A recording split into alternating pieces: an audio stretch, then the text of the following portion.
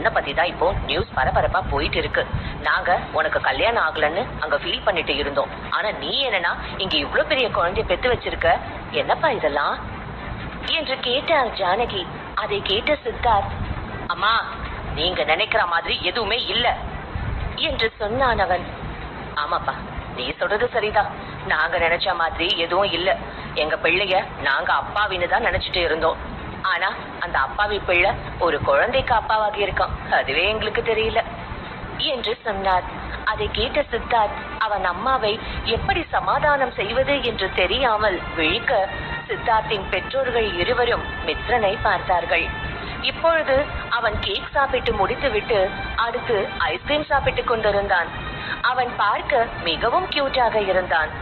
Ice cream சாப்பிட்டுக் கொண்டிருந்த மித்ரன் ராம் மற்றும் ஜானகியை பார்த்தான். அவனுக்கு அவர்கள் இருவரும் சித்தார்த்தின் அம்மா அப்பா என்று புரிந்தது. எனவே அவர்களை பார்த்து அழகாக சிரித்தவன் தாத்தா பாட்டி என்று அழைத்தான். அவன் அப்படி அழைப்பான் என்று எதிர்பார்க்காத பெற்றோர் இருவரும் அதிர்ச்சி அடைந்தார்கள். ராம் அதிகம் சிரிக்க மாட்டார். ஆனால் மித்ரன் தாத்தா என்று அழைத்ததும் அவர் முகத்திலும் சிரிப்பு தோன்றியது. இருவருக்கும் அந்த சிறுவனை மிகவும் பிடித்து போனது. ஏனென்றால் அவன் பார்க்க அப்படியே சிறு வயதில் இருந்த சித்தார்த் போல இருந்தான். அவர்கள் மனதளவில் அந்த சிறுவன் தங்கள் பேரன் என்று நம்பினார்கள். எனவே அவனை கையில் தூக்கி கொண்டு, தம்பி உன் பேர் என்ன என்று கேட்டார். அவர்களை பார்த்து கியூட்டாக கன்சுமிட்டிய மித்ரன், என் பேரு மித்ரன், என்ன செல்லமா மித்துன்னு சொல்லுவாங்க என்று சொன்னான். அதை கேட்ட ஜானகி அவனை அணைத்துக் கொண்டு, என் செல்ல குட்டி, நீ இத்தனை நாள் எங்க இருந்த? ஆமா உன் அம்மா பேர் என்ன, அவங்களுக்கு என்ன வயசாகுது என்று கேட்டார். அதை கேட்ட மித்ரன் எந்த கேள்விக்கு முதலில் பதில் சொல்லலாம் என்று யோசிக்க, இவ்வளவு நேரம் அமைதியாக இருந்த சித்தார்த் அதற்கு மேல் பொறுமையாக இருக்க முடியாமல் அங்கே வந்து சேர்ந்தான். அவனை பார்த்ததும் கேள்விக்கு பதில் சொல்ல மறந்த மித்ரன், அப்பா என்று உற்சாகமாக சொன்னான். அதை கேட்ட சித்தார்த் மனதிற்குள், சந்தேகமே இல்ல, இவன் வேணும்னே தான் இந்த மாதிரி எல்லாம் பண்ணிட்டு இருக்கான் என்று நினைத்து கொண்டான். அவன் அப்பா என்று சொன்னதை கேட்ட ஜானகி சித்தார்த் பக்கம் திரும்பி, சித்தார்த், இந்த குழந்தை ரொம்ப தெளிவா உன்னதான் அப்பான்னு சொல்றான். சின்ன குழந்தைங்க பொய் சொல்ல மாட்டாங்க. ஆமா, இந்த குழந்தையோட அம்மா எங்க? இவன் இவ்வளவு பெருசா வளர்ற வரைக்கும் நீ எப்படி ஒரு குழந்தை இருக்கிறதையே எங்க கிட்ட சொல்லாம இருந்திருக்க?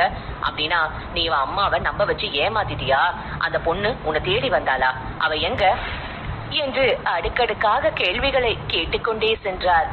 ஜானகியை பொறுத்தவரை மித்ரன் அவர்கள் குடும்பத்தின் வாரிசு என்பதில் கொஞ்சம் கூட சந்தேகமே இல்லை. ஏனோ அவர் மனம் மித்ரனிடம் ஒரு நெருக்கத்தை உணர்ந்தது.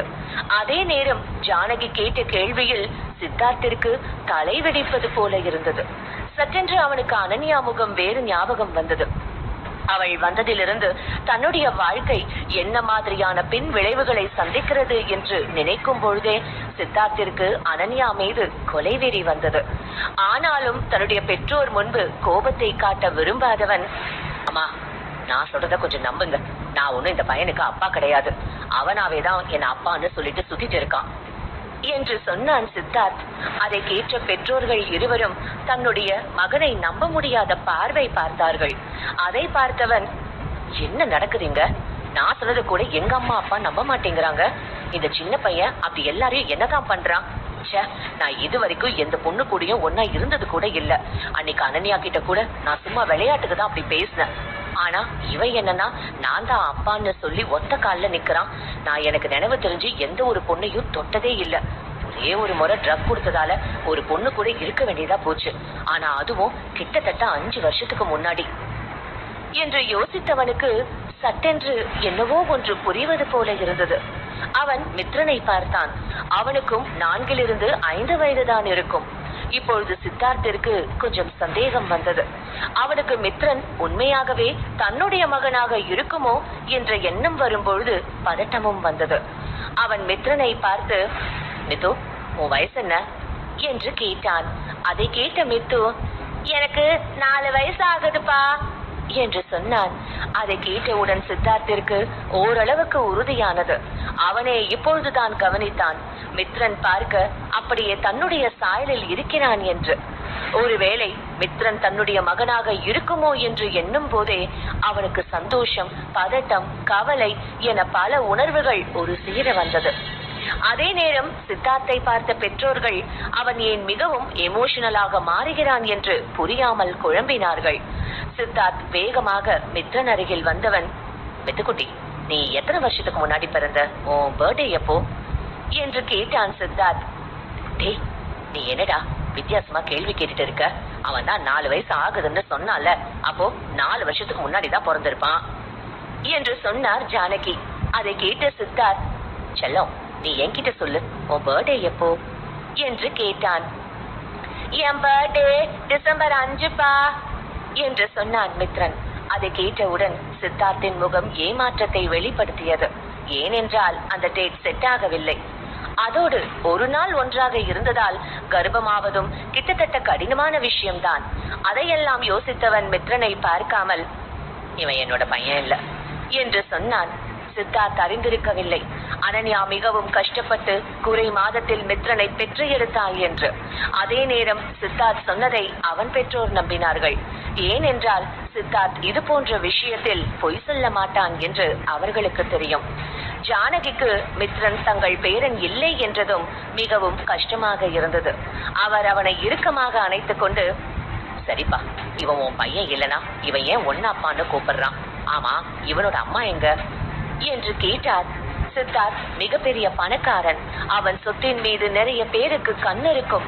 அப்படி இருக்கும் பொழுது யாராவது வேண்டாத நபர் சித்தார்த்தின் பணத்திற்கு ஆசைப்பட்டு மித்ரனை பயன்படுத்தினால் என்ன செய்வது என்று பயந்தார் ஜானகி.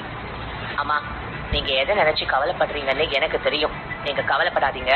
நீங்க நினைக்கிற மாதிரி எதுவும் நடக்காது. நான் எல்லாத்தையும் பாத்துக்கிறேன் என்று சொன்னான் சித்தார்த். அவன் சொன்னதை கேட்ட மித்ரன், பாட்டி, அம்மாவை அந்த கெட்டவங்க குரூப் கடத்திட்டாங்க. ஆனா அப்பா அம்மாவை கூட்டிட்டு வந்துடுவேன்னு சொல்லி இருக்காரு. அதான் நான் அம்மாவுக்காக வெயிட் பண்ணுறேன் என்று சொன்னான் மித்ரன். அதை கேட்ட ஜானகி மித்ரனை சோஃபாவில் அமர வைத்து விட்டு சித்தார்த்தை பார்த்து, சித்தார்த், நீ என்ன சொன்னாலும் நாங்க நம்புறோம். ஆனா எனக்கு ஒரு விஷயம் தான்ப்பா புரியல. இவனை நீ உன் பையன் இல்லைன்னு சொல்ற, ஆனா அவன் உன்னை அப்பான்னு இவ்வளவு கிளியரா சொல்றான். இது எப்படின்னு கொஞ்சம் எனக்கு சொல்லுப்பா. ஆமா, இந்த குழந்தையோட அப்பா எங்க என்று கேட்டார் ஜானகி. அதை கேட்ட சித்தார்த் பெருமூச்சு விட்டு விட்டு, அம்மா, மித்ரன் தனியா அம்மா கூட வளர்ற பையன். அவனுக்கு என்ன பார்த்ததும் அவனுக்கு அப்பான்னு தோணிடுச்சு போல. அதான் அவன் என்ன அப்பா அப்பான்னு கூப்பிடுறான் என்று சொன்னான் சித்தார்த். அதை கேட்ட ஜானகி அதிர்ச்சி அடைந்தார். அவர் சோஃபாவில் அப்பாவை போல அமர்ந்திருக்கும் மித்ரனை பார்த்து வேதனைப்பட்டார். இந்த சின்ன குழந்தைக்கு அப்பா இல்லாம இருக்கும்னு நான் நினைக்கவே இல்லை. கடவுளே, இந்த பிள்ளைக்கு சந்தோஷத்தை கொடுப்பா என்று வேண்டிக் கொண்டவர் சித்தார்த்தை பார்த்து, ஆமா சித்தார்த், இப்ப நீ இந்த சின்ன பையனை என்ன பண்ண போற என்று கேட்டார். நான் இந்த குட்டி பையனுக்கு வாக்கு கொடுத்திருக்கேம்மா, இவனோட அம்மாவை கண்டுபிடிச்சு தருவேன்னு. அவன் அம்மாவை அவன் கிட்ட கொடுத்த பிறகு நான் இவங்க பக்கமே போக மாட்டேன் என்று சொன்னான் சித்தார்த். அதை கேட்ட ஜானகி சரி என்பது போல தலையசைத்தார். ஆனாலும் அவருக்கு சித்தார்த் ஒரு சிறுவனுக்காக இவ்வளவு தூரம் மெனக்கிடுவது கொஞ்சம் ஆச்சரியமாகத்தான் இருந்தது. அவர் சித்தார்த்தை பார்த்து, சித்தார்த், உனக்கு இப்ப இங்க நிறைய வேலை இருக்கும். சோ நீ வேலையை பாரு. இவனை நாங்க கூட்டிட்டு போறோம். அவன் அம்மா வந்ததும் அவங்க கிட்ட நம்ம இவனை ஒப்படைக்கலாம், ஓகேவா என்று கேட்டார். அதை கேட்ட சித்தார்த் சரி என்று தலையசைக்க ராம் மற்றும் ஜானகி மித்ரனை அழைத்து கொண்டு செல்ல தயாரானார்கள். அப்பொழுது மித்ரன் மீண்டும் சித்தார்த் அருகில் சென்று அப்பா என்று கையை பிடித்தான். ஏனோ ஒவ்வொரு முறை மித்ரன் அப்பா என்று அழைக்கும் பொழுது சித்தார்த் ஒரு இனம் புரியாத உணர்வை அனுபவித்தான். அவன் அமைதியாக மித்ரனை பார்த்து, மித்து, நீ இப்போ உன் பாட்டி தாத்தா கூட போ. அப்பாவுக்கு கொஞ்சம் வேலை இருக்கு. நான் வேலை கொஞ்சம் முடிச்சுட்டு வந்து உன்னை மீட் பண்ணுறேன். இல்லைனா உன் அம்மா உன்னை கூட்டிட்டு போவாங்க என்று சொன்னான். அவன் மிகவும் கனிவாக பேசினான். அதை பார்த்த சித்தார்த்தின் பெற்றோர்கள் அதிர்ச்சி அடைந்தார்கள். அவர்களால் சித்தார்த் இப்படி நடந்து கொள்வதை கொஞ்சம் கூட நம்ப முடியவில்லை. அதே நேரம் மித்ரன் தன்னுடைய அப்பாவிற்கு தொந்தரவு கொடுக்க விரும்பாமல் அவர்கள் பெற்றோருடன் வீட்டிற்கு செல்ல சம்மதம் தெரிவித்தான். பிறகு அவனை அழைத்து கொண்டு சென்றார்கள். சித்தார்த்தின் பெற்றோர்கள் சென்றதை பார்த்த சித்தார்த் பெருமூச்சு விட்டவன், ஓ இப்ப இவன் போயிட்டான், ஆனா இவன் அம்மா எங்க எப்படி இருக்கான்னு தெரியலையே என்று யோசித்தான். அப்பொழுதுதான் அவன் மனம் தான் ஏன் சம்மதம் இல்லாமல் அவர்கள் இருவரை பற்றி அதிகம் கவலைப்பட வேண்டும் என்று கேள்வி எழுப்பியது. உடனே அனன்யா மற்றும் மித்ரன் பற்றிய எண்ணத்தை ஒதுக்கி வைத்தவன் அமைதியாக தன்னுடைய வேலையை பார்க்க ஆரம்பித்தான். அப்பொழுதுதான் அவனுக்கு பக்கத்து சிட்டியில் இருக்கும் கம்பெனி ப்ராஜெக்டில் ஏதோ ஒரு பிரச்சனை நடப்பது நினைவிற்கு வந்தது. எனவே அதை நேரில் சென்று பார்க்கலாம் என்று முடிவு செய்து ஆபீஸில் இருந்து கிளம்பினான். அவன் அந்த வேலையை முடிக்க 2 நாட்கள் அங்கே இருக்க வேண்டியதானது. இந்த 2 நாட்களில் அனன்யா நிறைய கொடுமையை அனுபவித்தாள். அவளுக்கு மித்ரன் எங்கே எப்படி இருக்கிறான் என்று தெரியாமல் பைத்தியம் பிடிப்பது போல இருந்தது. அவளுக்கு 2 நாட்கள் உணவு கொடுக்கப்பட்டதுதான். ஆனால் தன்னுடைய மகன் எங்கே எப்படி இருக்கிறான் என்று தெரியாமல் அவளால் எப்படி சாப்பிட முடியும்? அனன்யா இந்த 2 நாளில் முன்பு இருந்ததை விட இன்னும் வீக்காகி இருந்தாள். அவளுக்கு கிட்டத்தட்ட பைத்தியம் பிடிப்பது போல இருந்தது. அப்பொழுது அந்த அறைக்கு வந்தாள் அஞ்சலி. அவள் கையில் அனன்யாவுக்கு தேவையான உணவை வைத்து இருந்தாள். அவளை பார்த்ததும் அனன்யாவிற்கு கோபம் வந்தது. ஆனாலும் அவள் எதுவும் பேசவில்லை. அப்பொழுது அவள் முன் வந்த அஞ்சலி, ஏ அனன்யா, எனக்கே உன்னை பார்க்க பாவமா இருக்கு. 2 நாள்ல நீ அரை பைத்தியம் ஆகிட்ட. இப்ப கூட உனக்கு சித்தார்த்துக்கு போன் பண்ணி உன்னை பார்க்க வர சொல்லணும்னு தோணலியா? நீ மட்டும் எங்களுக்கு தேவையானதை பண்ணா நாங்க உன்னை விட்டுட்டு போறோம். அதை விட்டுட்டு நீ ஏன் அடம் பிடிக்கிற? பாரு, உன்னால உன் பையனுக்கும் கஷ்டம்தான் வரப்போகுது. உனக்காவது சாப்பாடு கிடைக்குது, அவனுக்கு அது கிடைக்குதான்னு கூட தெரியல என்று சொன்னாள். அதை கேட்ட அனன்யா, உங்களுக்கு எல்லாம் மனசாட்சியே இல்லையா? உங்க சந்தோஷத்துக்காக எப்படி ஒரு சின்ன குழந்தையோட உயிரோட உங்களால விளையாட முடியுது? என் பையனுக்கு மட்டும் ஏதாவது ஆச்சு, நான் உங்க யாரையும் சும்மா விட மாட்டேன். எனக்கு உங்களை எல்லாம் பார்க்கவே கோபமா வருது. ஐ ஹேட் யூ, ஹேட் யூ என்று கத்தினாள் அனன்யா. அனன்யாவிற்கு வந்த கோபத்தில் அஞ்சலியை கொன்றுவிடலாம் என்று இருந்தது. ஆனால் என்ன செய்ய, கதவு பூட்டி இருந்ததால் அவளால் ஒன்றும் செய்ய முடியவில்லை. அதே நேரம் அனன்யாவின் கோபமான வார்த்தையை கேட்டு குணசேகரன், ஏய் நன்றி கேட்டவளே, நான் உன்னை எந்த அளவுக்கு அன்பா வளர்த்தேன். ஆனா நீ அதுக்கு பதிலா எனக்கு அவமானத்தை தான் தேடி கொடுத்த. எல்லா தப்பையும் நீ பண்ணிட்டு இப்போ நல்லவ மாதிரி நடிக்கிறியா என்று கேட்டார். இங்க பாரு, எனக்கு தெரியும் நீ சித்தார்த்துக்கு க்ளோஸ் ஆன பொண்ணுதான். ஆனா வேணும்னே எங்களுக்கு ஹெல்ப் பண்ண கூடாதுன்னு நடிக்கிற. ஒழுங்கா நீ இப்பவே சித்தார்த்துக்கு கால் பண்ணு, இல்லனா நீ காலத்துக்கும் இங்கதான் இருப்ப என்று சொன்னார் குணசேகர். அட முட்டாள் கூட்டமே, உங்களுக்கு எல்லாம் ஒரு முறை சொன்னா புரியாதா? நானும் சித்தார்த்தும் எந்த மாதிரி ரிலேஷன்ஷிப்லயுமே இல்ல. நான் கூப்பிட்டா எல்லாம் அவன் வரமாட்டான். நீ என்னை இப்படி அடைச்சி வச்சிருந்தா காலத்துக்கும் அதை பண்ற மாதிரிதான் இருக்கும். தயவு செஞ்சு நான் சொல்றத கேட்டு என்னை விட்டுடுங்க என்று சொன்னாள் அனன்யா. அதை கேட்ட அஞ்சலி, அப்பா நான் தான் முன்னமே சொன்னல, இவள மாதிரி பொண்ணுங்களை எல்லாம் சித்தார்த் மாதிரி பெரிய ஆட்கள் பார்க்க கூட மாட்டாங்க. சோ இவளை இப்படி பண்ணி நம்ம தான் டைம் வேஸ்ட் பண்றோம். இத பண்றதுக்கு நம்ம வேற ஏதாவது பண்ணலாம்பா என்று சொன்னாள் அஞ்சலி. அதை கேட்ட குணசேகரன், நீ சொல்றது சரிதாமா. அனன்யா, நான் சொல்றத நல்லா கேட்டுக்கோ. எனக்கு தேவைப்படுறது எல்லாம் எனக்கு லாபம் தர பொண்ணுதான். உன்ன மாதிரி உதவாக்கறையால எனக்கு பெருசா பலன் இல்லை. அதனால உன்னை என்னால வச்சுக்க முடியாது. ஆனாலும் நீ எனக்கு பண்ண துரோகத்துக்கு உன்கிட்ட இருந்து அதுக்கான பணத்தை நான் வாங்கிதான் ஆகணும். சோ நீ மிஸ்டர் திவாகர கல்யாணம் பண்ணிக்கோ. அப்படி நீ பண்றதுனால நீ வசதியா வாழலாம். அதோட உன் தொலைஞ்சு போன பையனை பத்தி எல்லாம் நீ அதிகம் யோசிக்காத. அவன் அப்படியே செத்து போயிடட்டும். அப்பம் பேரு தெரியாத பிள்ளையால என்னைக்கும் நமக்கு அவமானம் மட்டும்தான். சோ நீ நான் சொன்ன மாதிரி திவாகர கல்யாணம் பண்ணிக்கோ. அதோட இப்படி ஒரு சம்பந்தம் நான் உனக்கு பார்த்ததுக்காக நீ எனக்கு நன்றி சொல்லணும் என்று சொன்னார். அதை கேட்ட அனன்யாவிற்கு கோபம் தலைக்கு ஏறியது. என் அறிவு கெட்டவனே, நீ எல்லாம் ஒரு அப்பனாடா? அதான் அன்னைக்கு என்ன துரத்தி விட்டுட்டல்ல, இப்ப என்ன எனக்கு கல்யாணம் பண்ணி வைக்கணும்னு பேசிட்டு இருக்க? அதுவும் ஒரு கிழவன் கூட. வெக்கமா இல்ல உனக்கு? நீ சொல்ற எவனையும் என்னால கல்யாணம் பண்ணிக்க முடியாது. செத்து சுடுகாட்டுக்கு போனாலும் போவேன். ஓ பேச்சு கேட்டு அந்த கிழவனை கல்யாணம் பண்ணிக்க மனமேட ஏற மாட்டேன் என்று சொன்னாள் அனன்யா. அதை கேட்டு குணசேகரன் கோபம் கொண்டார். நீ என்ன வேணா சொல்லு, நாளைக்கு நீ திவாகர பார்க்க போய் தான் ஆகணும் என்றார் குணசேகரன். அதை கேட்டு அனன்யா அதிர்ச்சி அடைந்தாள்.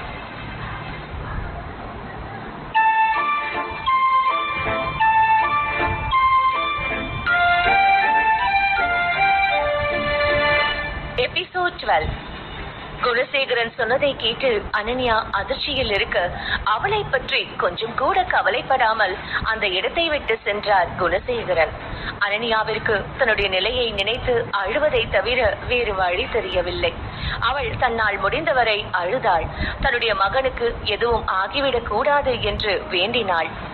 அடுத்த நாள் மதியம் யாரோ வந்து பூட்டியிருந்த கதவை திறந்தார்கள். அனன்யாவிற்கு அது யார் என்று நிமிர்ந்து பார்க்க கூட சக்தி இருக்கவில்லை. அவளை வந்து இழுத்து கொண்டு வெளியே சென்றார்கள். அனன்யாவிற்கு புரிந்தது, திவாகரை பார்க்கத்தான் அழைத்து செல்கிறார்கள் என்று. ஆனால் அவளால் எதையும் தடுக்க முடியவில்லை. அவள் உடலில் அதற்கு கொஞ்சம் கூட தெம்பு இருக்கவில்லை. கொஞ்சம் நேரத்தில் அனன்யா ஒரு ஹாலுக்கு அழைத்து வரப்பட்டாள். அங்கே இருப்பவர்கள் எல்லாம் பார்க்கவே பணக்காரர்கள் என்று அறியும் வகையில் இருந்தார்கள். அனன்யா மட்டும் ஏதாவது வாய்ப்பு கிடைத்தால் தப்பித்து ஓடிவிடலாம் என்று எதிர்பார்த்து கொண்டே இருந்தாள்.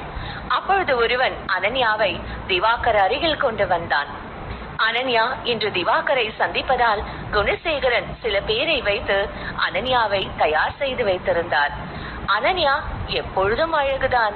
அவளுக்கு செய்யப்பட்டிருந்த ஒப்பனை அவளுடைய அழகை மேலும் அழகுபடுத்தி காட்டுவது போல இருந்தது. அனன்யாவை பார்த்த திவாகர், குணசேகரன், உண்மையை சொல்லி ஆகணும்பா, நீ ரொம்ப லக்கி. உன் பொண்ணுங்க 2 பேரும் பேரழகு. ஒரு பொண்ணு அழகா இருந்தாலே போதும், வேற என்ன வேணும்? அவளை எல்லோரும் அடைய ஆசைப்படுவாங்க.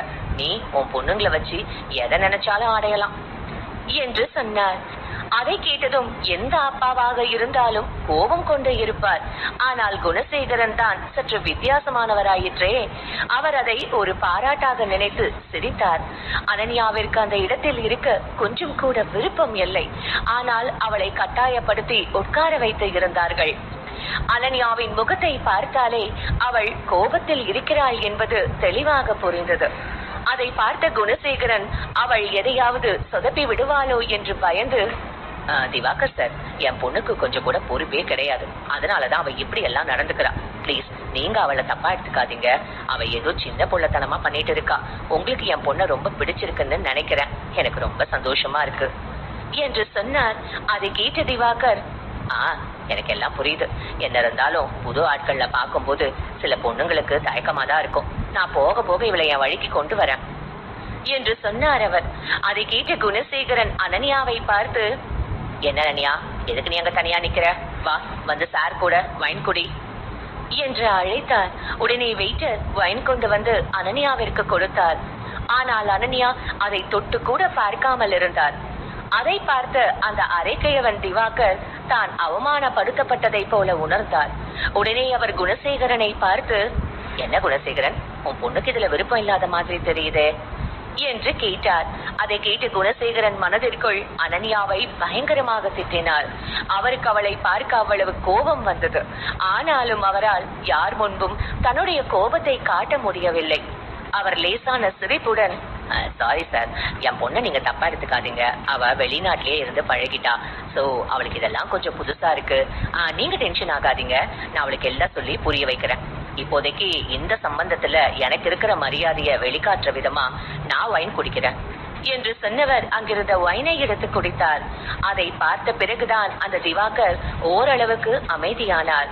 அதன் பிறகு அவரும் வைனை குடித்தபடி அவளை பார்த்தார். அவருடைய கண்ணுக்கு அனன்யா பேரழகியாக தெரிந்தாள். ஆனால் அவருக்கு அனன்யா அணிந்திருந்த ஆடைகள் கொஞ்சம் கூட பிடிக்கவில்லை. அவருக்கு அவளை ஆடை இல்லாமல் பார்க்க வேண்டும், அவளை முழுதாக அனுபவிக்க வேண்டும் என்று தோன்றியது. அதே நேரம் அவர் பார்வையின் அர்த்தம் உணர்ந்த அனன்யாவிற்கு வாமிட் வந்தது. அந்த ஹாலில் தான் சித்தார்த்தும் வேறு டேபிளில் இருந்தான். அவன் தன்னுடைய நண்பர்களுடன் பேசியபடியே இங்கே பார்த்தான். அவனுக்கு இந்த காட்சியை பார்த்து கோபம் தலைக்கு ஏறியது. ஆனால் அவனுக்கு அது கொஞ்சம் வித்தியாசமாக இருந்தது. அவனுக்கே தெரியவில்லை அவன் ஏன் அனன்யா மீது இவ்வளவு அக்கறை காட்டுகிறான் என்று. இந்த பிசினஸ் ட்ரிப் முடிந்த பிறகுதான் அனன்யா விஷயம் எந்த நிலையில் இருக்கிறது என்று தன்னிடம் வேலை பார்ப்பவர்களை கேட்க நினைத்தான். ஆனால் அதற்கு முன்பாகவே அவளை சந்தித்தது அவனுக்கு கொஞ்சம் ஆச்சரியமாகத்தான் இருந்தது. சித்தார்த் அவளை பற்றி அதிகம் கண்டுகொள்ள வேண்டாம் என்று தான் நினைத்தான். ஆனால் அவன் கண்கள் தானாக அவள் பக்கம்தான் சாய்ந்தது. அவனுடைய இந்த செயல் அவனுக்கே வித்தியாசமாக இருந்தது. அதே நேரம் சித்தார்த் அங்கேதான் இருக்கிறான் என்பதை அறியாத அனன்யா தப்பிக்க சரியான நேரத்தை பார்த்து கொண்டுதான் இருந்தாள். அப்பொழுது சரியாக ஒரு வெயிட்டர் அந்த பக்கம் வர அவரை காலால் இடறி விட்டாள். விளைவு அந்த டேபிள் முழுவதும் அவர் கொண்டு வந்த உணவுதான் இருந்தது. அந்த இடம் முழுவதும் ரணகலமானதும் அங்கிருந்து எஸ்கேப் ஆகி ஓடினாள் அனன்யா. அவளை அவளுடைய அப்பா குணசேகரன் பிடிக்க வர அவர் முகத்தில் ஏற்கனவே எடுத்து வைத்திருந்த சூப்பை ஊற்றினாள். என்ன கலவரம் நடந்தது என்று புரிவதற்குள் அனன்யா அந்த ஹாலை விட்டு எஸ்கேப் ஆகி இருந்தாள். அவளுக்கு அவளுடைய அப்பா எப்படியும் தன்னை பிடிக்க யாரையாவது அனுப்புவார் என்று தெரியும். அதனால் அவள் அங்கிருந்து சீக்கிரம் செல்ல வேண்டி எதிரில் வந்த வெயிட்டரிடம் பின்கேட் எங்கே இருக்கிறது என்று கேட்டாள். அவள் அவ்வளவு பதட்டமாக இருப்பதை பார்த்த வெயிட்டர் பின்கேட் வழியை காண்பித்தார். அங்கே எந்த செக்யூரிட்டியும் இல்லை. அனன்யா வேகமாக வெளியே வந்தவள் ரோட்டுக்கு வந்த பிறகுதான் நின்றாள். அவள் டாக்ஸி, ஆட்டோ ஏதாவது வந்தால் ஏறி தப்பித்து விடலாம் என்று நினைத்தாள். ஆனால் அவள் நேரம் ஒரு ஆட்டோ கூட வரவில்லை. அவளுக்கு நன்றாக தெரியும், இந்த முறை அவர்களிடம் மாட்டினால் நிச்சயம் ஒரு வயதானவனை திருமணம் செய்வது அவளுக்கு கிடைக்க போகும் தண்டனையாக இருக்காது. எனவே அவள் வாகனம் ஏதாவது வருகிறதா என்று பார்த்தாள். ஆனால் எந்த வாகனமும் வரவில்லை. அதை பார்த்தவள் நின்று கொண்டே இருந்தால் மாட்டுவோம் என்பதை புரிந்து கொண்டு அங்கிருந்து வேகமாக ஓடினாள். அவள் அப்படி ஓடிக்கொண்டே இருக்கும் பொழுது திடீரென அவள் முன்பு கார் ஒன்று வந்து நின்றது. அதை பார்த்ததும் அவளுக்கு தான் மீண்டும் மாட்டப் போகிறோம் என்று தோன்றியது. அவளுக்கு மிகவும் பயமாக இருந்தது. அவள் அந்த காரை பார்த்தபடி நிற்க அந்த கார் கதவு திறந்தது. அதிலிருந்த சித்தார்த் அவளை அமைதியாக பார்த்து கொண்டே இருந்தான். என்ன பார்த்துட்டே நிக்க போறியா?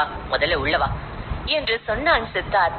அதை கேட்டவள் தன்னுடைய அப்பாவின் ஆட்களிடம் மீண்டும் மாட்டக்கூடாது என்று நினைத்து கொண்டு வேகமாக அவன் காரில் ஏறினாள். அவளுக்கு இன்னும் பதட்டமாகத்தான் இருந்தது.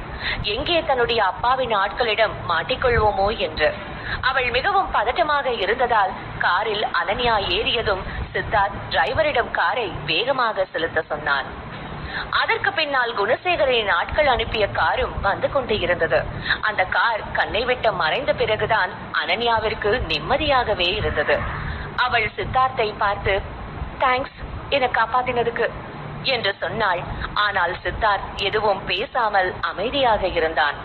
அனன்யாவை திமிர் பிடித்த பெண் என்று மட்டும் நினைத்து இருந்தவனுக்கு இப்பொழுது அவள் மீது நிறைய மரியாதை தோன்றியிருந்தது. அவன் நொடிக்கு ஒரு முறை அனன்யாவை தான் பார்த்தான். அது அனன்யாவிற்கும் கொஞ்சம் வித்தியாசமாக இருந்தது. அவள் சித்தார்த்தை பார்த்து இன்னைக்கு நீங்க எனக்கு ரொம்ப பெரிய ஹெல்ப் பண்ணி இருக்கீங்க, அதுக்கு ரொம்ப தேங்க்ஸ். நான் உங்களை ரொம்ப நேரம் டிஸ்டர்ப் பண்ண மாட்டேன். நான் சொல்ற இடத்துல மட்டும் என்னை இறக்கி விட்டுடுங்க என்று சொன்னாள் அனன்யா. அவளுக்கு இப்பொழுது கவலையெல்லாம் மித்ரனை பற்றி தான் இருந்தது. இத்தனை நாட்கள் அனன்யா அவனை விட்டு இருந்ததே இல்லை. இப்பொழுது அவனை விட்டு இத்தனை நாள் இருந்ததை நினைத்தாலே அவளுக்கு ஆச்சரியமாக இருந்தது. தன்னுடைய மகனுக்கு எதுவும் ஆகக்கூடாது என்று அவள் வேண்டிக் கொண்டாள். அவளை இப்படி ஒரு நிலையில் நிற்க வைத்த அவள் குடும்பத்தை நினைக்கும் பொழுது அவளுக்கு கோபமாக வந்தது. அவள் கோபத்தில் தன்னுடைய கை இரண்டையும் சேர்த்து பிடிக்க அப்பொழுதுதான் தன்னுடைய கையில் வலி தோன்றுவதை உணர்ந்து பார்த்தாள். அப்பொழுதுதான் அவள் கையில் இருந்து ரத்தம் வருவதையே கவனித்தாள். தப்பிழுத்து வரும் பொழுது அடிபட்டிருக்க வேண்டும் என்று அவளுக்கு புரிந்தது. ஆனால் அவளுக்கு அதை பற்றியெல்லாம் கவலைப்பட நேரம் இல்லை, தோன்றவும் இல்லை. அவளுக்கு அந்த நொடி மகன்தான் வேண்டும் என்று தோன்றியது. அவள் கையை கீழே இறக்க போக சரியாக பிடித்து கொண்டான் சித்தார்த். ஏய், உனக்கு அடிபட்டிருக்கு, டிரைவர் காரை ஹாஸ்பிட்டலுக்கு விடுங்க என்று சொன்னான்.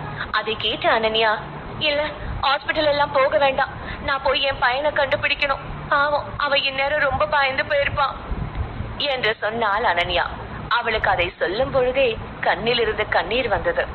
இதுவரை சித்தார்த் யார் அழுத போதும் இப்படி ஒரு உணர்வை அனுபவித்ததே இல்லை.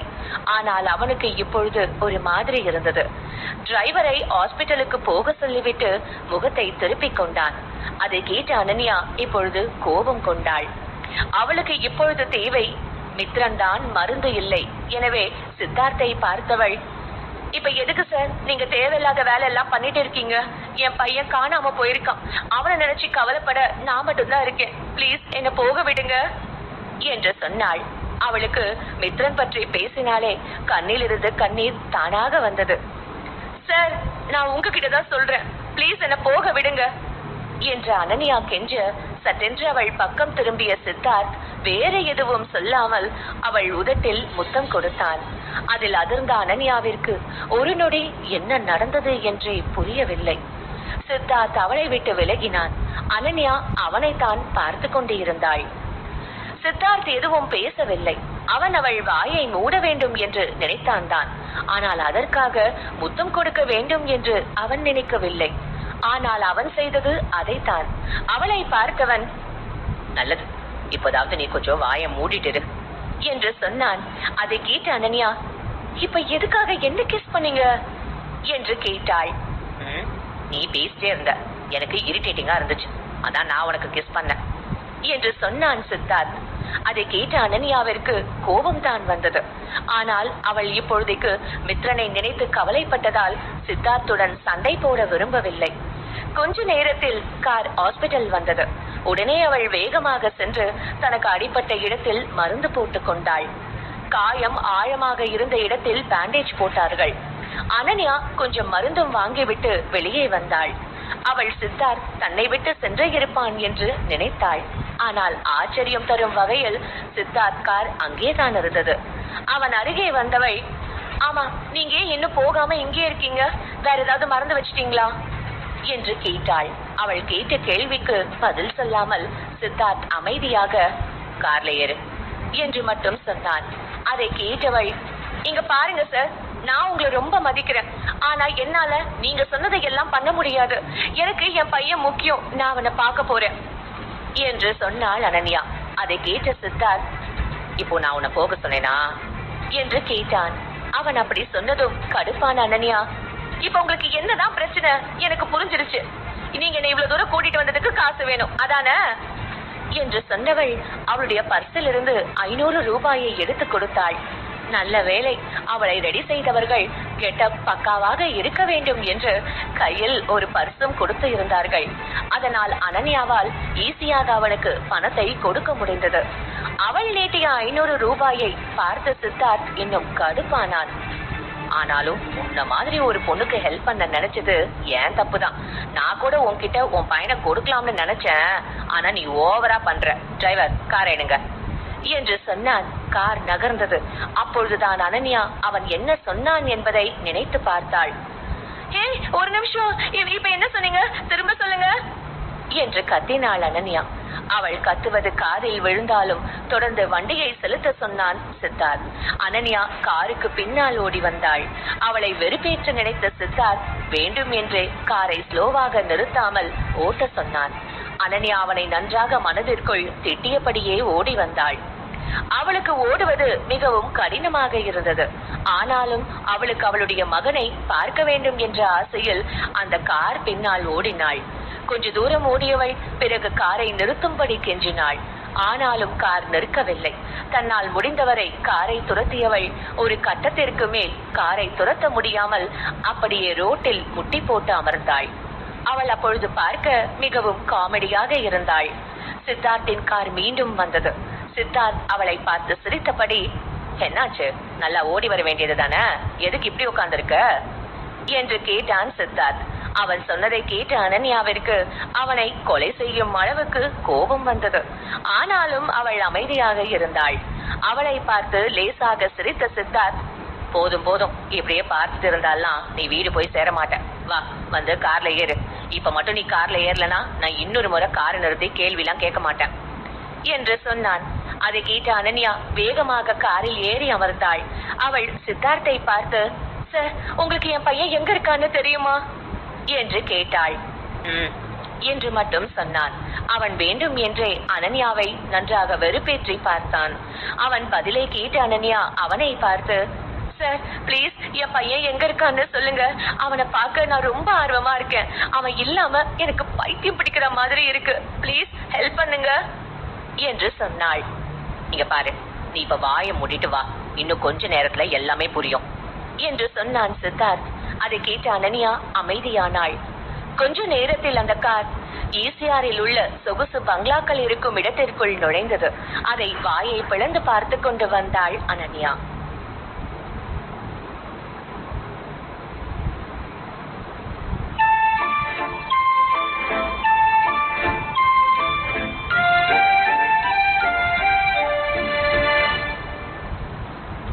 எபிசோட் 13. அனன்யா அந்த இடத்தில் இருக்கும் ஆடம்பரமான வீடுகளை வியந்து பார்த்தாள். எப்படிதான் இவங்களுக்கு மட்டும் இவ்ளோ காசு இருக்கோ? நாட்டுல அவ வீடு இல்லாம கஷ்டப்படுறான். இவங்க இவ்ளோ பெரிய வீடு கட்டி வச்சுட்டு பாதி வீட்டை பூட்டி வேற வச்சிருக்காங்க. எல்லாம் கடவுளோட டிசைன் என்று மனதிற்குள் நினைத்தவள் அமைதியாக இருக்க, சித்தார்த்தின் கார் அந்த இடத்தில் இருந்ததிலேயே மிகவும் பெரிய பில்டிங்கிற்குள் நுழைந்தது. அனன்யாவின் அப்பாவுடைய வில்லாவும் பெரியதாகத்தான் இருக்கும். ஆனால் இங்கே இருக்கும் பங்களாக்களை ஒப்பிடும் பொழுது அதெல்லாம் ஒன்றுமே இல்லை. அவள் மனதிற்குள் அந்த பங்களாவின் பிரம்மாண்டத்தை கண்டு வியந்தாலும் அதை வெளிக்காட்டாமல் அமைதியாக இறங்கினாள். சித்தார்த்தும் இறங்கினான். அவனை குழப்பத்துடன் பார்த்தவள், இது உங்க வீடுதானே? இங்க எதுக்கு என்ன கூட்டிட்டு வந்தீங்க என்று கேட்டாள். சித்தார்த் எந்த பதிலும் சொல்லாமல் அவளை அமைதியாக பார்த்தான்.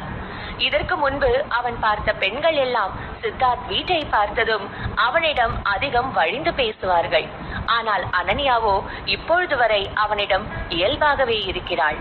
அதை பார்த்து ஆச்சரியம் கொண்டவன் எதுவும் பேசாமல் தன்னுடைய வீட்டை நோக்கி நடக்க ஆரம்பித்தான். அனன்யாவும் வேறு வழி இல்லாமல் அவனை ஃபாலோ செய்தாள். சித்தார்த் வீட்டிற்கு வரும்பொழுது அவனை பார்த்து வீட்டு வேலைக்காரர்கள் அவனை வரவேற்றார்கள். அது பார்க்க பழங்காலத்து ராஜாவை வரவேற்கும் முறை போல இருந்தது. சித்தார்த் அனன்யாவை உள்ளே அழைத்து சென்றவன் அங்கிருந்த சமையல்காரரிடம் தன்னுடைய அம்மா எங்கே இருக்கிறார் என்று கேட்டான். அதை கேட்ட சமையல்காரர், தம்பி, அம்மா பின்னாடி தோட்டத்துல இருக்காங்க என்று சொன்னார். அதை கேட்ட சித்தார்த் அவளை தோட்டத்திற்கு அழைத்து சென்றான். அந்த தோட்டமும் மிகவும் பிரம்மாண்டமாக இருந்தது. அதை பார்த்தவளுக்கு சித்தார்த் சாதாரணமான பணக்காரனாக இருக்க முடியாது என்று புரிந்தது. அவர்கள் இருவரும் தோட்டத்திற்கு வந்ததும் அனன்யாவின் கண்கள் முதலில் கவனித்தது அந்த தோட்டத்தில் அமைதியாக உட்கார்ந்து விளையாடி கொண்டிருந்த மித்ரனை தான். அவனை பார்த்ததும், மித்ரா என்று சந்தோஷமாக அழைத்தவள் அவனை நோக்கி ஓடினாள். அவள் குரல் கேட்ட மித்ரனும் தன்னுடைய கையில் இருந்த பூக்களை கீழே போட்டுவிட்டு அவளை நோக்கி ஓடி வந்து அணைத்து கொண்டான். அவனை பார்த்த பிறகுதான் அனன்யாவிற்கு உயிரே வந்தது போல இருந்தது. அவள் முகம் முழுவதும் முத்தம் கொடுத்தவள் அவனை பார்த்து, எப்படி இருக்க என்று கேட்டாள். நான் நல்லா இருக்கேம்மா, ஆனா நான் உங்களை ரொம்ப மிஸ் பண்ண என்று சொன்னான் மித்ரன்.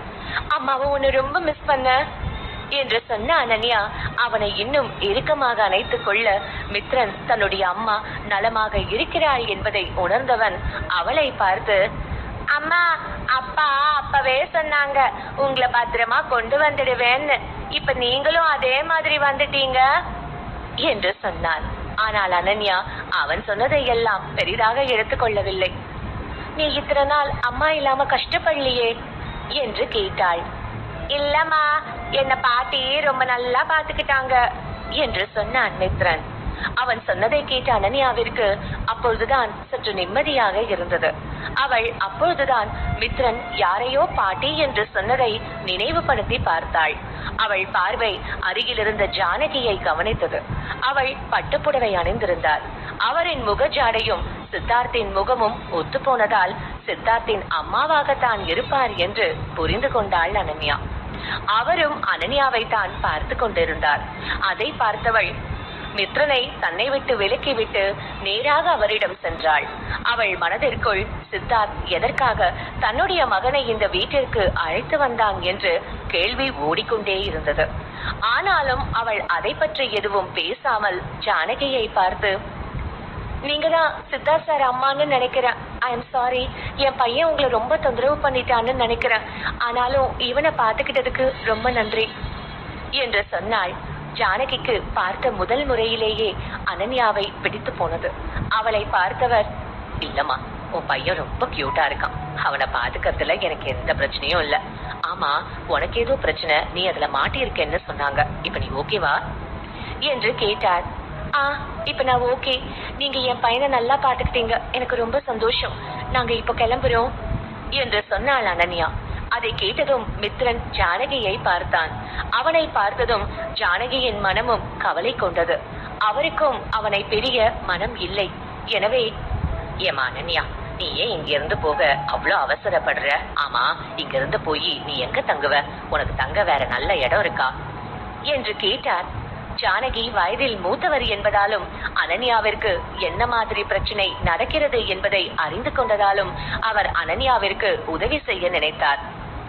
நான் இங்க ரொம்ப நாள் இருக்க மாட்டேன். ரொம்ப முக்கியமான விஷயம் இருக்கிறதாலதான் நான் இங்க வந்தேன். இப்ப அது முடிஞ்சிடுச்சு. சோ நான் திரும்ப லண்டனுக்கு நாளைக்கே போக போறேன் என்று சொன்னாள் அனன்யா. அவள் சொன்னதை கேட்ட சித்தார்த் அதிர்ந்து போனான். இந்த அம்மா மகன் கூட்டணி இதுவரை இல்லாத அளவுக்கு சித்தார்த்திற்கு எல்லா குடைச்சலையும் கொடுத்துவிட்டு இப்பொழுது தங்களுக்கும் அதுக்கும் எந்த சம்பந்தமும் இல்லை என்பது போல விலகுவது அவனுக்கு மிகவும் கஷ்டமாக இருந்தது. அவர்கள் தன்னுடன் இருக்க மாட்டார்கள் என்னும் நினைப்பே அவன் மனதில் உள்ள வேதனையை அதிகப்படுத்தியது. அதே நிலையில்தான் ஜானகியும் இருந்தார். ஒருவேளை சித்தார்த் திருமணம் செய்து அவனுக்கு ஒரு குழந்தை இருந்தால் அந்த குழந்தையும் அப்படியே மித்ரனை போலதான் இருந்திருப்பான். அவனுடைய அழகான முகத்தை பார்த்தவருக்கு அவனை தன்னுடனே வைத்துக் கொள்ள வேண்டும் போல இருந்தது. ஆனால் என்ன செய்ய, அவரால் அவனை உரிமையாக தன்னுடன் இரு என்று சொல்ல முடியாது அல்லவா? அதனால் எதுவும் பேசாமல் அமைதியாக இருந்தார். அவரை பார்த்து சிரித்த அனன்யா மித்ரன் பக்கம் திரும்பி, மித்து, உன்னை இத்தனை நாள் பத்திரமா பாத்துக்கிட்டாங்கல்ல, அவங்களுக்கு நீ தேங்க்ஸ் சொல்லு. நம்ம நாளைக்கு இங்கிலாந்து போகலாம் என்று சொன்னாள். அதை கேட்ட மித்ரன் வேகமாக சென்று சித்தார்த் காலை பிடித்து கொண்டு, அம்மா, நீங்க ஏமா இப்படி எல்லாம் பண்றீங்க? அம்மா, நான் அப்பா கூட தானே இருக்கணும். நீங்க மட்டும் ஏன் தனியா போறீங்க? அம்மா, எனக்கு அப்பா வேணும். நான் அப்பா கூட தான் இருப்பேன் என்று சொன்னான் மித்ரன். அவன் அப்படி சொன்னதும் ஒரு நொடி என்ன செய்வது என்று தெரியாமல் நின்ற அனன்யா பிறகு மித்ரனை தன்னுடைய பக்கம் இழுத்து கொண்டு, இங்க பாரு மித்து, இது ஒண்ணும் உன் அப்பா கிடையாது என்று சொன்னாள். அதை கேட்ட மித்ரன் கண்களில் கண்ணீர் தேங்கியது. அம்மா, நீங்க ஏன் இப்படி சொல்றீங்க? இது ஏன் அப்பா தான். கொஞ்சம் நல்லா பாருங்க, உங்களுக்கு அடையாளம் தெரியலையா என்று கேட்டான்.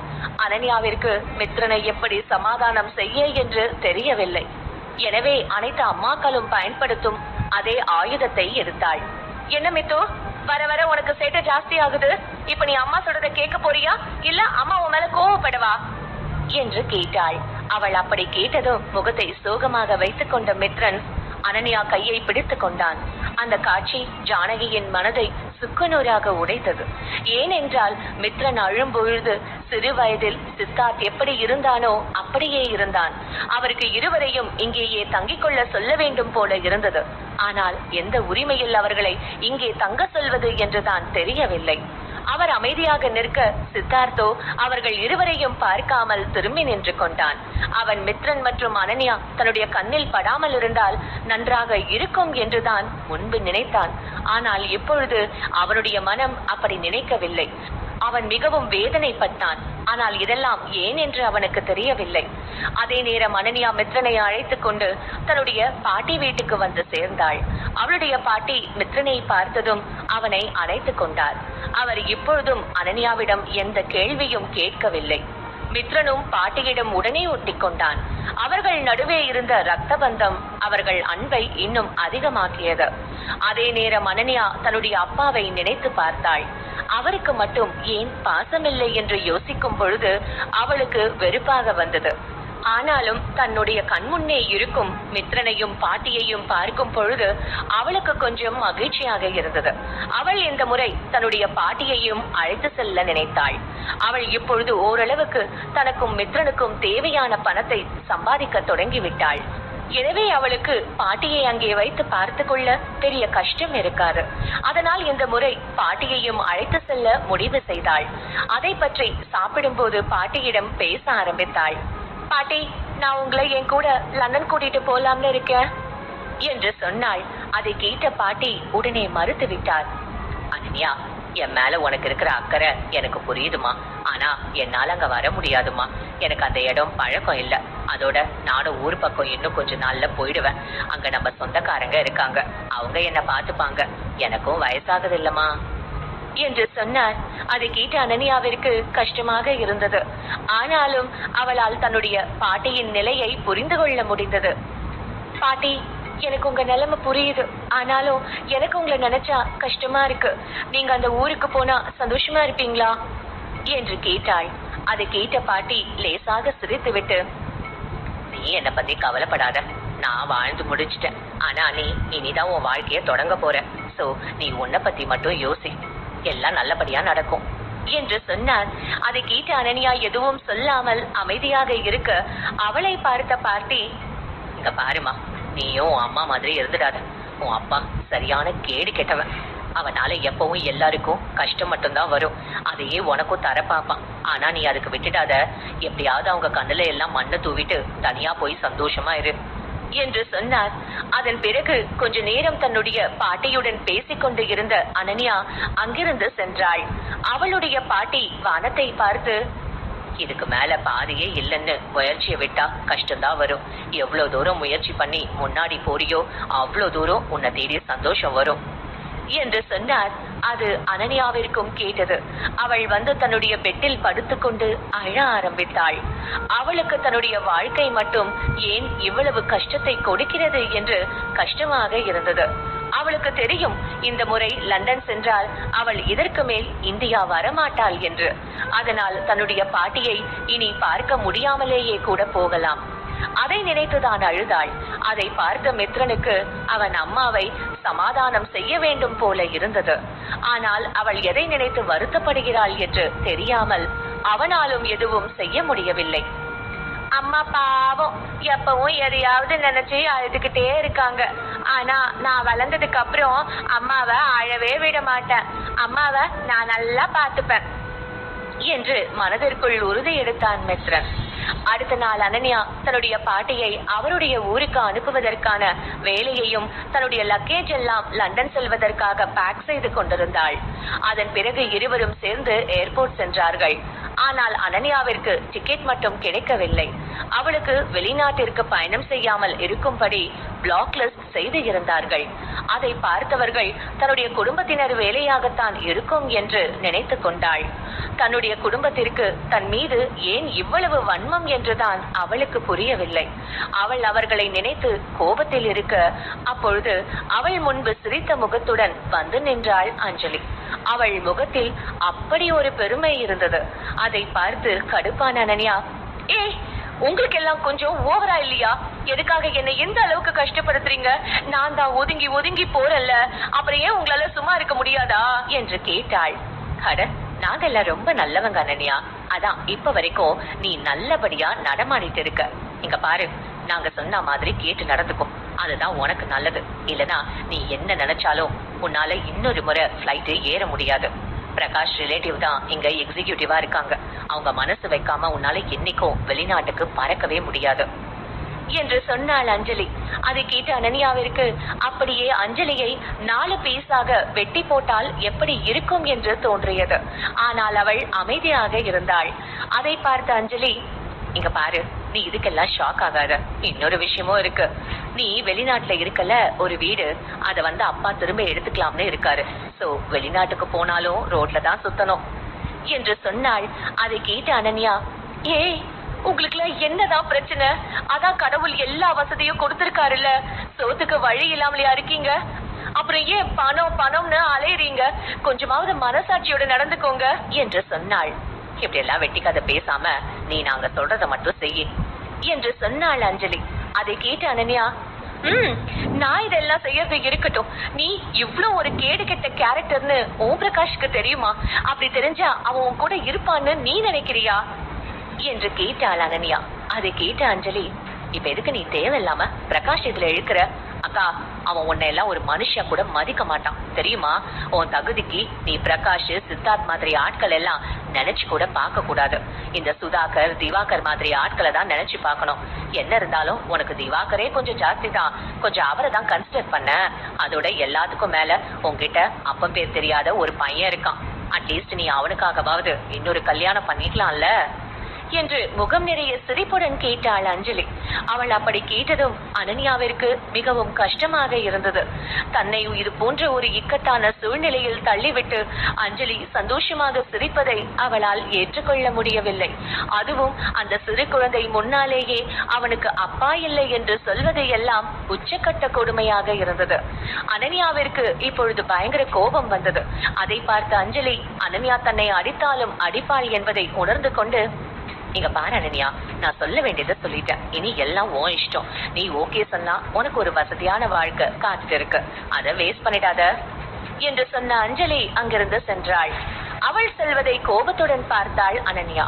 தன் தாயின் நிலை புரிந்த மித்ரன், அம்மா கோபப்படாதீங்க என்று சொன்னான். அவனை பார்த்தவள், அம்மா கோபப்படல, உன் அம்மா அவ்வளோ வீக் இல்ல, யார் என்ன சொன்னாலும் நம்ம நல்லா இருப்போம், நான் உன்னை நல்லா பார்த்துப்பேன் என்று சொன்னாள்.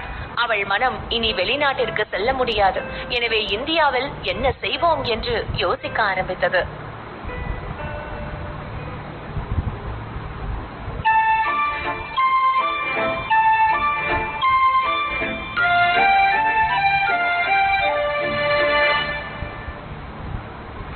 எபிசோட் 14.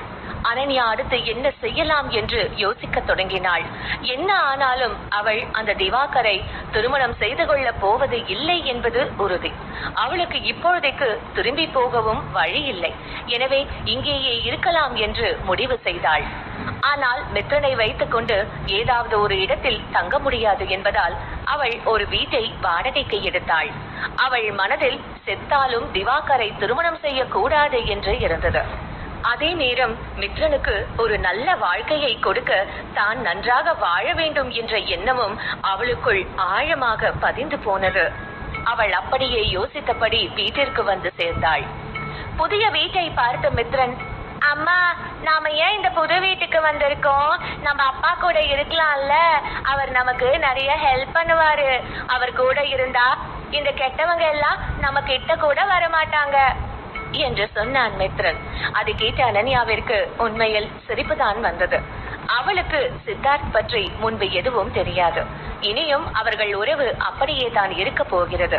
ஆனால் அது தெரியாமல் மித்ரன் இப்படியெல்லாம் பேசுகிறானே என்று நினைத்தவள் தன்னுடைய சிரிப்பை மறைத்துக் கொண்டு, இங்க பாரு மித்து, நான் உன்கிட்ட நிறைய முறை சொல்லிட்டேன், அந்த சித்தார்த் உன் அப்பா இல்ல. நீ ஏன் இப்படி கற்பனை பண்ணி பேசினா இனி அம்மா கிட்ட அடிதான் வாங்குவ என்று சொன்னாள் அனன்யா. அவள் அப்படி சொன்னதும் மித்ரனின் முகம் வாடி போனது. அதை பார்த்த அனன்யாவிற்கு மித்ரன் அப்பாவிற்காக எந்த அளவுக்கு ஏங்குகிறான் என்று புரிந்தது. ஆனாலும் அவளால் என்ன செய்ய முடியும்? மித்ரன் முன்பு உட்கார்ந்தவள், இங்க பாரு மித்து, உனக்கு அப்பா தேவைப்படுறாருன்னு எனக்கு நல்லா புரியுது. நீ கவலைப்படாத. அம்மா உன்னோட அப்பா யாருன்னு கண்டுபிடிச்சு நான் சீக்கிரம் உன்னை அவர்கிட்ட கூட்டிட்டு போறேன் என்று சொன்னாள் அனன்யா. அதை கேட்ட மித்ரன் முகம் பிரகாசமானது. அவன் தன்னுடைய அம்மாவிடம் சித்தார்த்தை பற்றி சில கேள்விகள் கேட்க வேண்டும் என்று நினைத்தான். ஆனால் அனன்யா சித்தார்த்தின் பெயரை எடுத்தாலே கோபப்படுவதை நினைத்தவன் அப்படியே வாயை மூடிக்கொண்டான். கொஞ்ச நேரத்தில் அவன் அப்படியே உறங்கியும் போனான். அவனை மடியில் வைத்துக் கொண்ட அனன்யா கடந்த சில நாட்களில் நடந்த நிகழ்வுகள் தங்கள் அமைதியான வாழ்க்கையை எப்படி தலைகீழாக மாற்றிவிட்டது என்று நினைத்து பார்த்தாள். அவளுக்கு என்ன சொல்வதென்றே தெரியவில்லை. ஆனாலும் அவள் தன்னுடைய மகனுக்காக ஒரு நல்ல வாழ்க்கையை வாழ முடிவு செய்தாள். அடுத்து வந்த சில நாளில் அனன்யா வேலையை தேட ஆரம்பித்தாள். அவள் வெளிநாட்டில் இருக்கும் பொழுது பல வேலைகள் செய்து இருந்தாள். அவள் கடைசி வருடங்களில் ஒரு என்டர்டெயின்மெண்ட் ஃபீல்டில் வேலை செய்தாள். அவளுடைய யூனிக் ஐடியாவால் வெளிநாட்டில் வேலை செய்த போது சில எதிரிகளை அவள் சந்தித்து இருந்தாலும் அதை தாண்டி பெரிய பிரச்சனை இருக்கவில்லை. அவள் ஒர்க் எக்ஸ்பீரியன்ஸ் மற்றும் அச்சீவ்மெண்ட் எல்லாம் சிறப்பாகவே இருந்தது. ஆனாலும் அவள் வேலைக்காக அப்ளை செய்து இருந்த எந்த கம்பெனியும் அவளை இன்டர்வியூவுக்கு அழைக்கவில்லை. அதே நேரம் அவளுக்கு பதில் சொன்ன கம்பெனியும் அவள் இந்தியாவில் வேலை செய்யாததால் வேலைக்கு எடுக்க முடியாது என்று சொல்லிவிட்டார்கள். ஆரம்பத்தில் அனன்யா இதெல்லாம் சாதாரணமாக நினைத்தாள். ஆனால் எல்லா கம்பெனியும் அவளை ரிஜெக்ட் செய்த போது அவளுக்கு சந்தேகம் வந்தது. அவளுடைய ரெஸ்யூம் மிகவும் சிறந்ததாக இருந்தது. எந்த கம்பெனியாக இருந்தாலும் அவளை வேலைக்கு எடுக்க தயாராகத்தான் இருப்பார்கள். ஆனால் இங்கே எல்லாம் தலைகீழாக நடந்தது. அவள் குணசேகரன் இதையெல்லாம் செய்கிறாரோ என்று யோசித்தாள். ஆனால் அவருக்கு அந்த அளவுக்கு பவர் இல்லை என்று அவளுக்கு புரிந்தது. அதையெல்லாம் யோசித்தவளுக்கு சட்டென்று பிரகாஷ் நினைவு வந்தது. பிரகாஷ் மிகப்பெரிய பணக்காரன். அவன் நினைத்தால் என்ன வேண்டும் என்றாலும் செய்யலாம். அவன் குடும்பத்திற்கு சொசைட்டியில் நல்ல பெயர் இருக்கிறது. ஒருவேளை அவன் இவள் நன்றாக இருக்கக்கூடாது என்று ஏதாவது நினைத்தால் நிச்சயம் அனன்யா என்ன ட்ரை செய்தாலும் அவளுக்கு வேலையே கிடைக்காது. அதே நேரம் குணசேகரனும் அஞ்சலியும் அனன்யாவை நன்றாக டார்ச்சர் செய்ய காத்திருந்தார்கள். அவர்கள் அப்படி செய்வதன் மூலம் அனன்யா திவாகரை திருமணம் செய்து கொள்வாள் என்று நினைத்தார்கள். அனன்யா தன்னை சுற்றி நடப்பவற்றை எல்லாம் நினைத்து வேதனையில் இருக்க அவள் அருகே வந்த மித்ரன் அவள் கையை பிடித்துக் கொண்டு, அம்மா நீங்க கவலைப்படாதீங்க, நான் உங்க கூடவே இருக்கேன் என்று சொன்னான். சமயத்தில் மித்ரன் தான் அனன்யாவிற்கே அம்மா போல நடந்து கொள்கிறான். அதை நினைத்த அனன்யா அவனை அணைத்து முத்தம் கொடுத்து விட்டு அவனை பார்த்து புன்னகை செய்தாள். அப்பொழுது அவளுடைய லேப்டாப்பில் ஒரு மெயில் வந்திருப்பதாக நோட்டிபிகேஷன் வந்தது. அதை திறந்து பார்த்தாள் அனன்யா. அவளுக்கு இன்டர்வியூவுக்கான மெயில் வந்தது. அதை பார்த்து மகிழ்ச்சி அடைந்தவளின் முகம் அதில் வந்த தகவலை படிக்கவும் சோகமானது. காரணம், அவளுக்கு நஷ்டத்தில் ஓடும் ஒரு கம்பெனியிலிருந்து இன்டர்வியூ வந்தது. அனன்யா என்னதான் இங்கே இல்லை என்றாலும் தன்னுடைய ஃபீல்டில் உள்ள இது போன்ற பேசிக் விஷயங்களை அவள் நன்றாக அறிந்து வைத்திருந்தாள். வேறு நேரமாக இருந்தால் நிச்சயம் அனன்யா இந்த இன்டர்வியூவிற்கு சென்றிருக்க மாட்டாள். ஆனால் இப்பொழுது அவளுக்கு வேறு வழி இல்லை என்பதால் இதை ஒரு முயற்சி செய்து பார்க்கலாம் என்று நினைத்தாள். அதே நேரம் இங்கே சித்தார்த்திடம் அவனுடைய அசிஸ்டன்ட் அவர்கள் அபிமன்யு குரூப்ஸுக்கு கீழே இருக்கும் கம்பெனிகள் பற்றி ரிப்போர்ட் கொடுத்து கொண்டு இருந்தான். சித்தார்த்திற்கு தன்னுடைய கம்பெனி விஷயத்தில் சிறு தவறு நடந்தாலும் பிடிக்காது. அதனால் அவன் உன்னிப்பாக கேட்டுக்கொண்டே இருந்தான். எல்லாவற்றையும் சொல்லி முடித்தவன் கடைசியாக, சார் அந்த ஸ்டார் நெட்வொர்க் கம்பெனி மட்டும்தான் நஷ்டத்துல போயிட்டு இருக்கு, மற்ற கம்பெனி எல்லாம் நல்லா தான் போகுது என்று சொன்னான். அதை கேட்ட சித்தார்த் அந்த கம்பெனியின் தெளிவான ரிப்போர்ட்டை வாங்கி பார்த்தான். அதை படிக்க படிக்க அவன் முகம் மாறியது. அதை அவனுக்கு எதிரில் நின்று கொண்டு இருந்த அசிஸ்டன்ட்டும் கவனித்தான். நான் இந்த கம்பெனிய விஷால் பொறுப்புல தானே விட்டிருந்தேன், சரிதானே என்று கேட்டான் சித்தார்த். ஆமா சார் என்று சொன்னான் அசிஸ்டன்ட். அவனுக்கு வேறு வார்த்தை பேச தைரியம் இருக்கவில்லை. அதே நேரம் சித்தார்த் ரிப்போர்ட்டை பார்த்து கோபத்தில் இருந்தான். விஷால் சித்தார்த்துடைய கசன் தான். ஆனால் அவன் ஒன்றுக்கும் உதவாதவன். அபிமன்யு குரூப்ஸ் பல தொழிலில் கொடி கட்டி பறந்து கொண்டிருக்கிறது. அதே போலதான் என்டர்டெயின்மெண்ட் இண்டஸ்ட்ரியிலும் கூட. ஸ்டார் நிறுவனம் முன்பு நன்றாகத்தான் இருந்தது. அதனால் தான் சித்தார்த் அதை விஷாலிடம் கொடுத்திருந்தான். ஆனால் விஷால் அந்த கம்பெனியை ஒழுங்காக கவனிக்காமல் அந்த கம்பெனியை சார்ந்த நடிகைகள் மற்றும் மாடல்களுடன் கூடி கூத்தடித்து எல்லாவற்றையும் வீணாக்கி விட்டான். விஷால் என்ன எல்லாம் செய்து இருப்பான் என்று சித்தார்த்தால் கணிக்க முடிந்தது. அதில் கடுப்பானவன் தன்னுடைய அசிஸ்டண்டை பார்த்து, இப்ப உடனே இங்க விஷால் வரணும் என்று சொன்னான். அதன் பிறகு லேட் ஆனால் அதற்கும் அவன்தான் பதில் சொல்ல வேண்டியது இருக்கும். அவன் சென்று விஷாலை உடனே வர சொன்னான். அவன் சொன்ன கொஞ்ச நேரத்தில் விஷால் அங்கே வந்தான். அவன் பிராண்டட் உடைகள் அணிந்து இருந்தான். அவன் எப்பொழுதும் திமிராகத்தான் இருப்பான். ஆனால் இன்று சித்தார்த்தை சந்திக்க வருவதால் அந்த திமிரை எல்லாம் கொஞ்சம் கழட்டி வைத்து விட்டு வந்திருந்தான். சித்தார்த்தின் கேபினுக்கு வந்தவன் அங்கிருந்த சோஃபாவில் அமர்ந்தபடி, சொல்லுங்க அண்ணா, என்ன விஷயம் என்று கேட்டான். அவன் குரலில் கொஞ்சம் கூட கான்பிடன்ஸ் இல்லை. அவன் முகத்தை பார்த்த சித்தார்த்திற்கு கோபம் தலைக்கு ஏறியது. அவன் உடனே தன்னுடைய கையில் இருந்த ஸ்டார் என்டர்டெயின்மெண்டின் பினான்சியல் ரிப்போர்ட்டை தூக்கி விஷால் முகத்தில் அடித்தான். என்ன பண்ணி வச்சிருக்க விஷால்? நான் உன்கிட்ட ஸ்டார் கம்பெனியை கொடுக்கறப்போ அது நல்லா தானே இருந்துச்சு. ஆனா நீ அதை கையில எடுத்து வெறும் 6 மாசத்துல அதை நஷ்டத்துல ஓட வச்சிருக்க. அதுவும் இல்லாம கம்பெனில ஒர்க் பண்ண வந்த ஃபீமேல் மாடல்ஸ் எல்லாம் அவங்களே ரிலீவ் ஆகுறேன்னு சொல்லி இருக்காங்க. அதுக்கு நீதான் காரணமா இருந்திருக்க. உன்னெல்லாம் என்ன சொல்லலாம் என்று கேட்டான் சித்தார்த். அதை கேட்ட விஷால் அமைதியாக இருந்தான். என்னதான் சித்தார்த் அதிகம் சிரித்து பேச மாட்டான் என்றாலும் அவன் இது போல கோபம் கொண்டு கத்துவதும் கூட கொஞ்சம் அரிதான காட்சிதான். அதை பார்த்த விஷால் சற்று நேரம் அமைதியாக இருந்துவிட்டு, ஆனா நான் கம்பெனியை என்னோட ஹார்ட் ஒர்க்கால நல்லா தான் பார்த்துக்கிட்டேன். ஆனா அந்த கோல்டன் என்டர்டெயின்மெண்ட் தான் நம்ம கிட்ட இருந்து நல்ல மாடல் எல்லாம் எடுத்துக்கிட்டாங்க. ஸோ நான் ஏதோ இருக்கிறத வச்சு அட்ஜஸ்ட் எல்லாம் பண்ண வேண்டியதா போச்சு. அதான் நான் நமக்கு இந்த லாஸ் வர காரணம் என்று சொன்னான் விஷால். அதை கேட்ட கடுப்பான சித்தார்த், அப்போ கம்பெனி லாஸ் ஆக நீ காரணம் இல்ல. சரி, இந்த கம்பெனி லாஸுக்கான பொறுப்பை நான் எடுத்துக்கிறேன். ஆனா இனிமே நீ இந்த கம்பெனில இருக்க தேவையில்லை, நீ கிளம்பலாம் என்று சொன்னான் சித்தார்த். அதை கேட்ட விஷால் அதிர்ச்சி அடைய அவன் முன் கிடந்த அந்த டாக்குமெண்டை கிழித்து போட்டான் சித்தார்த். அதை பார்த்த விஷால், ப்ளீஸ் எனக்கு இந்த ஒரு முறை மட்டும் சான்ஸ் கொடுங்க, நான் என்ன ப்ரூவ் பண்ணி காட்டுறேன் என்று சொன்னான். அதை கேட்ட சித்தார்த், நான் உனக்கு கண்டிப்பா சான்ஸ் கொடுத்திருப்பேன்.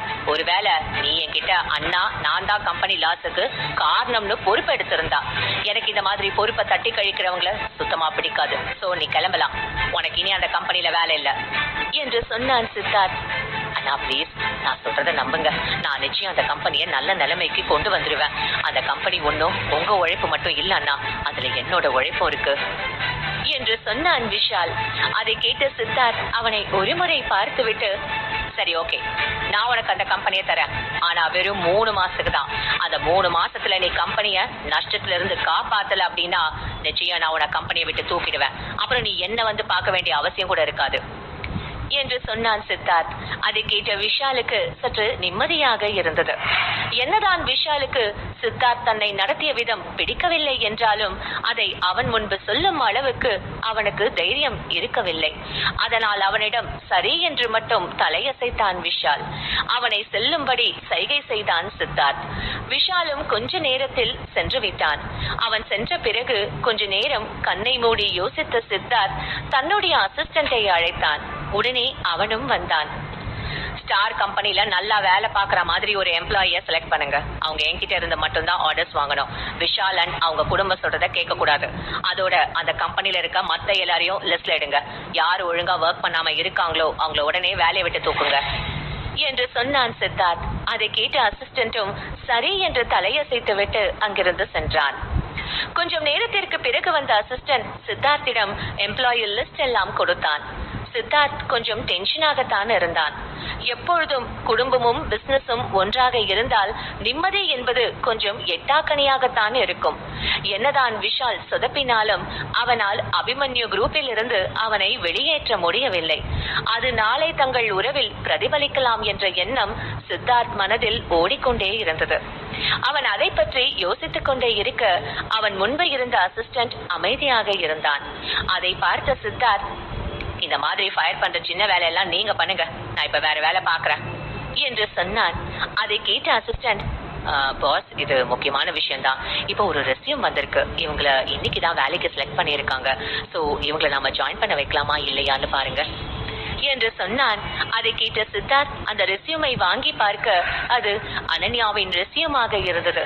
அதை பார்த்தவன், முன்னாடி எல்லாம் நேர்ல வந்துட்டு இருந்தா இப்ப ரெஸ்யூம் வழியா வர ஆரம்பிச்சிட்டாளா, நல்ல விஷயம் என்று மனதிற்குள் நினைத்துக் கொண்டான் சித்தார்த்.